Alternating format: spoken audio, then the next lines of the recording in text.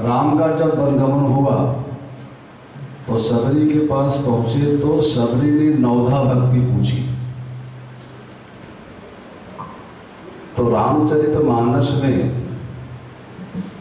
जो प्रथम भक्ति बताई, प्रथम भक्ति संतन कर संगा, दूसर रतिमम कथा प्रसंग। उन्होंने ये कहा कि प्रथम भक्ति संतों का जो संग करे, संतों का जो प्रवचन सुने और संतों के बताए हुए मार्ग पे चले, वह व्यक्ति मुझे बहुत प्रिय है। तो आज उन्होंने ये भी कहा कि दूसर रतिमम कथा प्रसंग। उन्होंने कहा कि संतों द्वारा मेरे प्रसंग को कोई भक्त सुनता है तो वह मुझे बहुत प्रिय है। देखिए, मेरा मानना यह है कि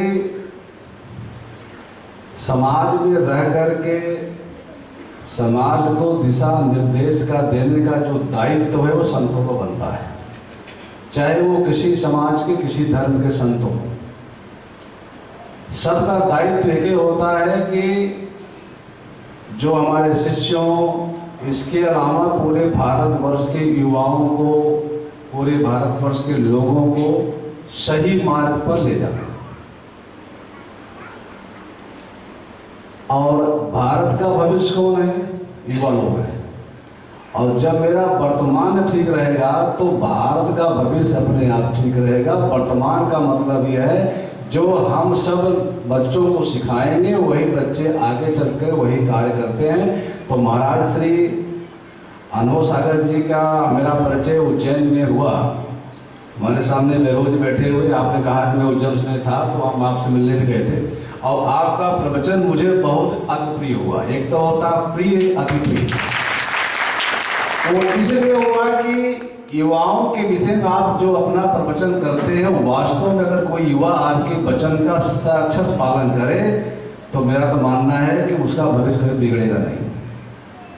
लेकिन अभी भूपेंद्र पंड्या ने एक बात कही थी कि जो कहा जाए अगर उस पर आप सही मार्ग चलें तो मुझे सबको अच्छा लगेगा। मैं एक उदाहरण देकर के अपनी बात को बयान दूंगा, क्योंकि मैं सुनने आया हूँ महाराज जी।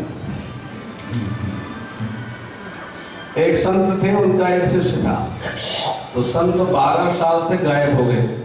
तो शिष्य ढूंढते ढूंढते जंगलों में भटकते गया तो संत जी कुआं में उनके गुरु जी उल्टा लटके हुए और लोहे की पूरी बेड़ी बांधे हुए वहाँ राम राम जप रहे थे। उसने कहा, गुरु जी आप यहाँ क्या कर रहे हो?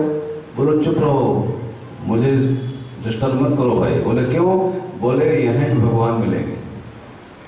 तो गुरु जी आप उल्टा टंगे हुए हो और कुआं नीचे है, आप कुआं के अंदर हो, पानी नीचे है, आप कह रहे हैं यहाँ जब भगवान मिलेंगे? बोले मिलेंगे। अब उस शिष्य को उसकी बात जम गई गुरु जी की, आगे बढ़ा, वो लगा ढूंढने कोई कुआं मिल जाए हमें। तो दूर में गया, कुआं मिल गया। तब उसके पास तो उस समय न तो लोहे की जंजीर थी न कुछ था। उसने बट बनाया, घास का बट बना करके हाथ में बांधा और लटक गया, लगा राम राम करने। तो भगवान को ये हुआ कि मेरे पे विश्वास कर रहा है और ये रस्सी 4 दिन बाद सूख जाएगी, ये गिर जाएगा कुएं में। और जैसे गिरा भगवान ने पकड़ लिया। तो बोले आपको मैं भगवान, वो नहीं मानता, चलिए गुरु जी के पास। गुरु जी के पास ले गए तो बोले आप निकले? गुरु जी भगवान लेकर आया हूँ। बोले अरे मैं 12 साल तपस्या कर रहा हूँ, मुझे भगवान नहीं मिले, तो 1 हफ्ते भगवान ले गए। बाहर निकलिए। तो बाहर आए, दर्शन दिए। उन्होंने प्रश्न किया कि मैं 12 साल से हूँ और ये 1 हफ्ते से ऐसा क्यों किया आपने?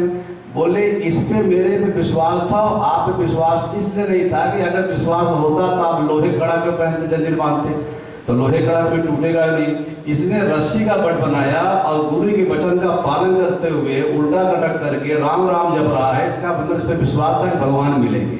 तो भगवान या सदगुरुदेव जो मिलते हैं उनकी बात का आचरण करना, आप पालन करते हैं तो कहीं न कहीं से भगवान प्रकट होते हैं, आपकी मनोकामना पूरी करते हैं।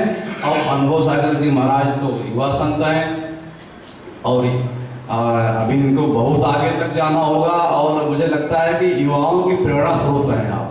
और जिस तरह से आप अपना प्रवचन देते हैं, अगर युवा सुने, उनका पालन करें, तो मुझे लगता है कि भारत का भविष्य अपने आप सही मार्ग चलेगा। और संतों के बताए हुए मार्ग पर चलना कोई गुनाह नहीं है। अगर आप पालन करते हैं वास्तव में, तो हमेशा आपका परिवार और देश सुख में रहेगा।